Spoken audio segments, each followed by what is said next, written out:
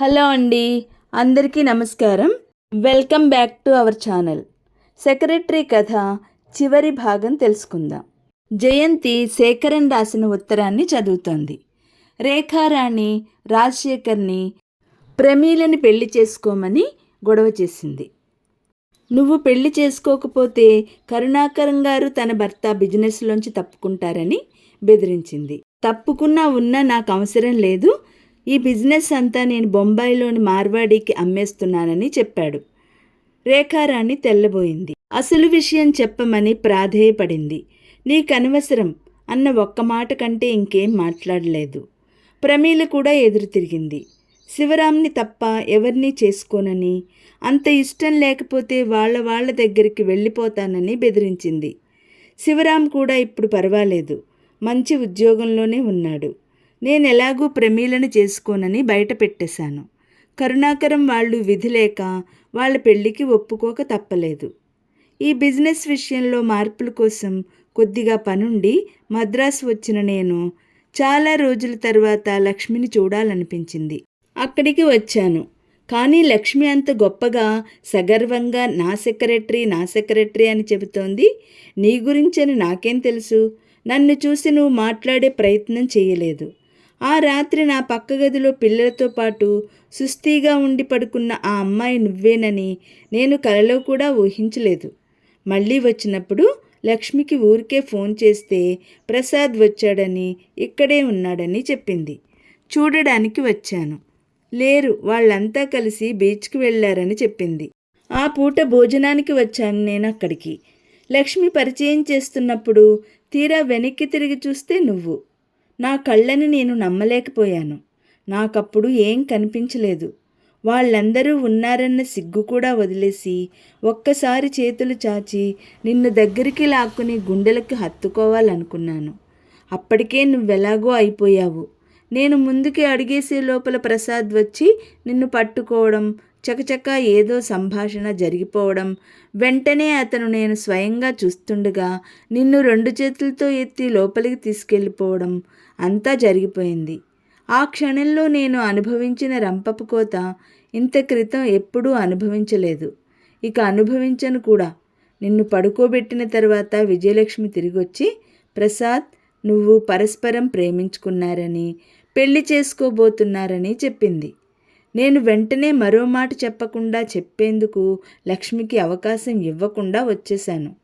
ఇంకా కొద్ది క్షణాలు అక్కడుంటే ఈర్ష్యతో మండుతున్న నా మనసు నన్ను ఏ వెర్రి పనుల వైపు పురుగొల్పుతుందోనని నాకు భయం వేసింది. మద్రాస్ వాతావరణమే భయంకరంగా అనిపించింది. ఆ గాలే అసహ్యం వేసింది.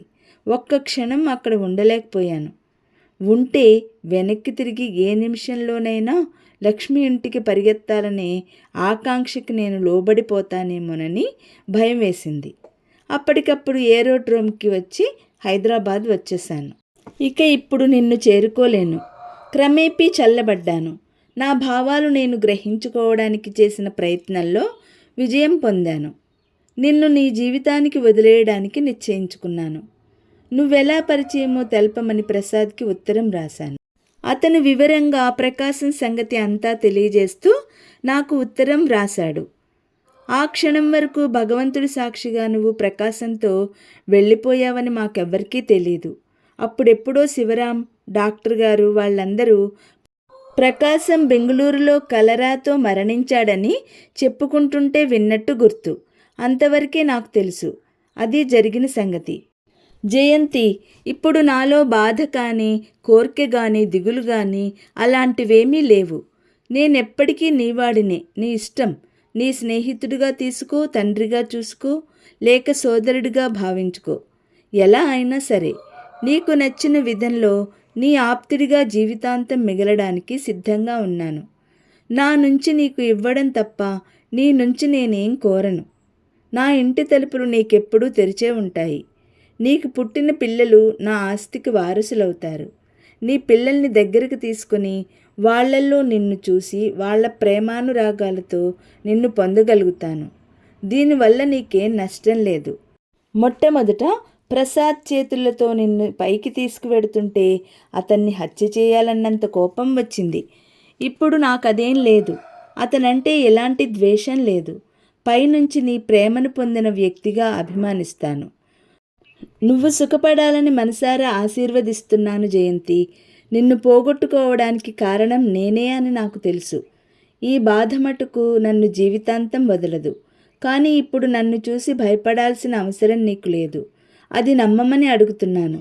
మీ పెళ్ళికి రావాలని ఉంది, కానీ ఇంకా మనసులో ఏమోలో చల్లారని వేడి కొద్దిగా ఉంది.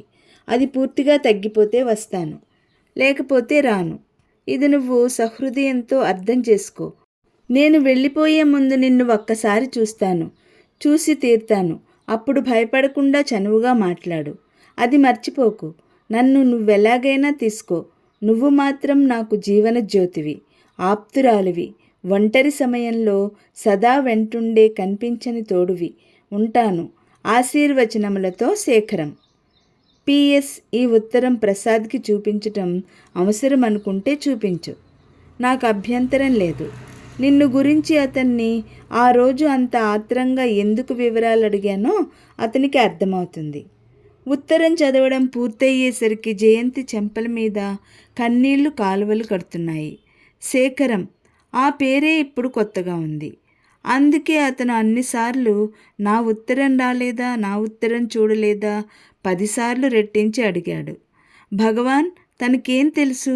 నిజంగా ఇదంతా ఎప్పుడో చెప్పాల్సింది. చెప్పకపోవడం పొరపాటే.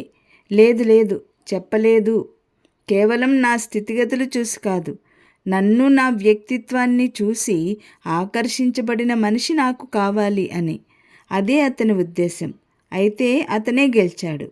ఈ ఉత్తరం చూడకముందేగా తను వచ్చేసింది. జయంతికి చాలాసేపటి వరకు అసలు ఆ మంచం మీద నుంచి లేవాలనే అనిపించలేదు. ఒక్కరోజు రావడం ఆలస్యమైతే, ఒక 24 గంటలు దూరంగా ఉంటే శేఖరం శాశ్వతంగా దూరమైపోయేవాడు. వాసు, నాయర్ని ఇక్కడికి పిలు. ముందు గదిలో శేఖరం మాట వినిపించింది. జయంతి చప్పున లేచి ఉత్తరం తీసి దిండు కింద దాచేసింది. తను వెంటనే వచ్చి అద్దం ముందు నిలబడి తల దువ్వుకోవడం ప్రారంభించింది. గుండెలు వేగంగా కొట్టుకుంటున్నాయి. శరీరం, మనసు ఏకమై అతని కోసం అణువణువు ఆత్రంగా ఎదురు చూస్తున్నాయి. ఇప్పుడు కనిపించబోయే శేఖరం వేరు, పూర్తిగా వేరు. శేఖరం గదిలోకి వచ్చి కోటు విప్పి కుర్చీ మీద గిరాటేసి కూర్చుని బూటు విప్పుకోవడం ప్రారంభించాడు. ఇంకా నువ్వు తయారు కాలేదు? ఏం చేస్తున్నావు ఇంతవరకు? ఓ అరగంటలో వాళ్ళందరూ వస్తున్నారు. ఎవరెవరు? తన గొంతు తనకే కొత్తగా వినిపించింది. డాక్టర్ గారు, కామేశ్వరమ్మ గారు, శివరాం, ప్రమీల, సునంద, భర్త, పిల్లలు, నీ ఆప్తులంతా. జయంతిని అతని దగ్గరికి పిలవలేదు.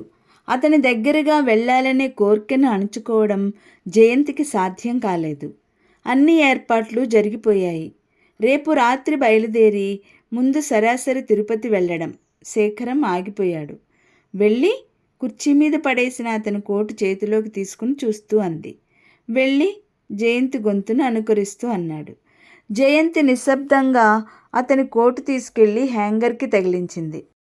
వెళ్ళి తర్వాత అక్కడి నుంచి యాత్ర విసుగు పుట్టినన్ని రోజులు నువ్వు ప్రయాణం చేయలేక ఇల్లో అని గోల పెట్టేంతవరకు శేఖరం వాక్యం పూర్తి చేయలేదు. మెల్లగా జయంతి వెనక నుంచి అతని మెడ చుట్టూ చేతులు వేసి భుజం మీద తల ఆంచుకుంది.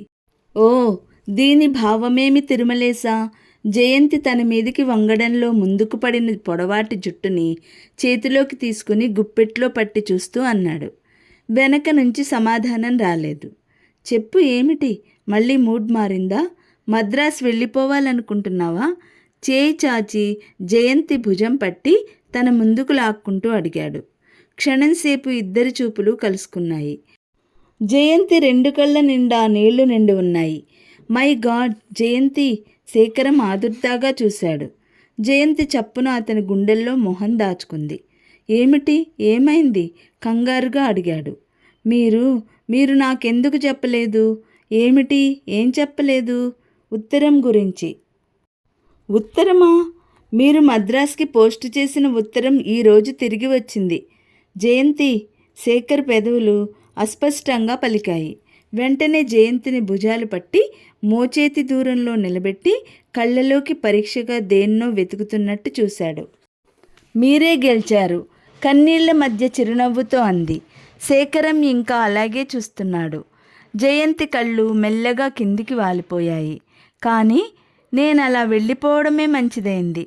లేకపోతే ఎప్పటికీ మీ విలువ తెలిసేది కాదేమో. నీ మొహం కేవలం అదృష్టం తోడుగా ఉండడం వల్ల ఎక్కడికి వెళ్ళినా జాగ్రత్తగా నా దగ్గరికి తిరిగి వచ్చావు. ఒకవేళ ప్రకాశమే బ్రతికి ఉంటే జయంతి శరీరం భయంతో జలధరించింది. నిజం అంది ఒప్పుకున్నట్టు. జయంతి మనసులో భయాన్ని గుర్తించిన శేఖరం దగ్గరికి లాక్కుని, నువ్వు కాదు నేను అదృష్టవంతుడిని. లేకపోతే నా శేష జీవితం అంతా ఆవేదనతో మతి చెలించినట్టు పిచ్చివాడిలా బ్రతకాల్సి వచ్చేది.